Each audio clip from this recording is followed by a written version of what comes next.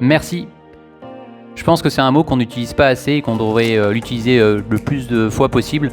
Voilà, j'en profite en fait qu'on soit... Alors la date à laquelle en fait j'enregistre ce podcast, c'est le 13 juillet 2022 et je me suis dit que ça serait bien de faire un sorte de bilan de l'année 2021-2022 et de vous remercier en fait pour l'année passée, l'année qui était assez animée, notamment avec la Covid-19, et je tenais à remercier particulièrement les conductrices et les conducteurs du réseau Brisgo pour la formation et la communication menée notamment auprès des exploitants et par le biais des exploitants avec moi-même, notamment pour l'amélioration de certains aspects, et le plus gros aspect, je dirais, c'est la partie déviation, travaux, et notamment les arrêtés de circulation qu'on n'a pas forcément, et c'est grâce à vous, grâce aux conducteurs en fait, grâce à toi, qu'on a pu mettre en place des infotrafics suffisamment tôt en amont pour éviter d'être embêté. Voilà. Alors je pense que je vais découper ce podcast en deux parties. Donc la première, ça va être les choses positives de cette année, et la deuxième partie, ça va être les choses à améliorer. Allez, c'est parti. On commence tout de suite avec les choses positives. Alors les choses positives, c'est que ça nous a permis aussi de voir comment que certaines choses étaient possibles d'améliorer, notamment en termes d'effectifs. Alors là, je prends l'exemple des cas de Covid-19 et du fait qu'on a dû fusionner certains services. On voit par exemple, ça on l'a fait pour l'année prochaine, que les lignes, si tu connais 21-27 et 21-12, avaient suffisamment de... Enfin, si tu fusionnes en fait ces deux lignes, tu avais suffisamment de place dans un seul car pour assurer les services. Donc ce qu'on a fait pour l'année prochaine, on va comme suivre les effectifs pour être sûr que ça puisse passer, c'est qu'on a fusionné la ligne 21-27, donc c'est la ligne qui partait de Le Folgoat pour aller jusqu'à Plabennec, Collège Saint-Joseph, et la ligne 21-12, qui à l'époque partait de Poudaniel-les-Galantaro pour aller jusqu'au Collège Nelson Mandela. Donc là, depuis la Covid-19, donc je crois que c'est depuis le mois de mars à peu près 2022, on a fusionné les deux lignes en fait pour que le car parte de Le Folgoat-Bourg et qu'il aille ensuite faire la desserte des collèges de Plabennec, donc Collège Saint-Joseph, et ensuite le Collège Nelson Mandela. En fait, c'est un exemple, mais il y a eu plusieurs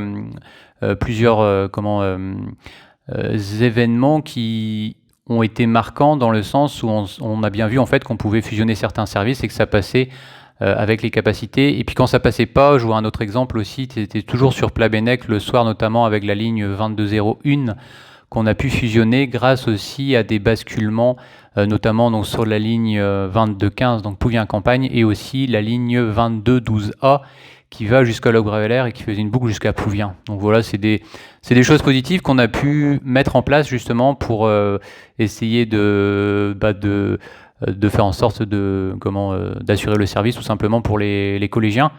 Donc voilà, ça permet des fois, en fait, quand on est quand on est dans la difficulté, des fois c'est bien parce que ça nous permet de réfléchir à des solutions, et en tout cas celles-ci, je trouve, ont bien fonctionné. Donc c'était plutôt efficace, voilà. Et après, forcément, c'est toujours en rapport avec les travaux. À plusieurs reprises, donc on avait des informations par le biais de toi, conducteur. Et après, grâce en fait à ces infos, on a pu faire les infotrafics sans qu'on ait des fois même si après on contactait les mairies ou des fois le département pour essayer d'avoir les arrêtés de circulation. Et voilà, malgré ça, on arrivait à mettre en place une infotrafic suffisamment tôt. Alors par contre, une précision aussi, c'est que pour l'année prochaine, on va essayer parce que voilà, il y aura encore, je pense, des cas similaires des fois, en fait, ce qui se passe, c'est que quand vous nous communiquez les infos, donc on communique aussi des fois pour avoir les infos, on n'a pas de réponse.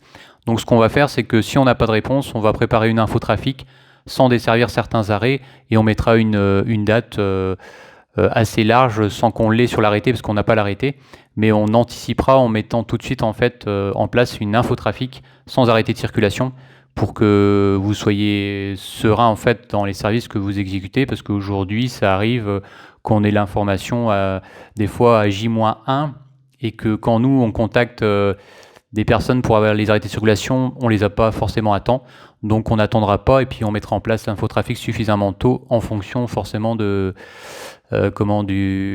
délai de réactivité qu'on peut mettre en place. Voilà, donc en gros c'est ça. Donc là on arrive sur la deuxième partie de ce podcast pour les choses à améliorer.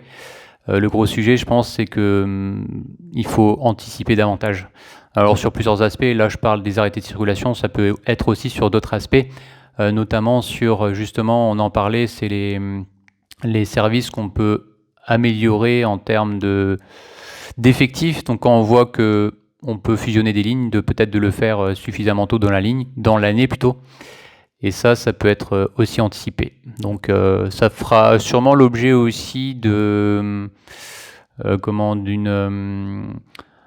étude attentive des fréquentations, parce que tout dépend des effectifs. Donc avec les listings qu'on va avoir quand il y aura les inscriptions, donc je pense qu'on va les avoir fin août, on va pouvoir déjà anticiper, voir les effectifs des inscrits en fait qu'il y a, et de se dire que certaines lignes on peut éventuellement fusionner.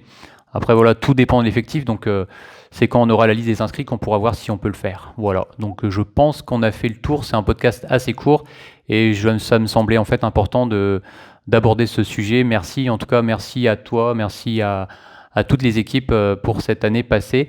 Et c'est là que tu te dis aussi que même si c'est difficile, eh ben des fois t'as un plaisir en fait à travailler même quand les choses sont difficiles, parce que tu apprends plein de choses.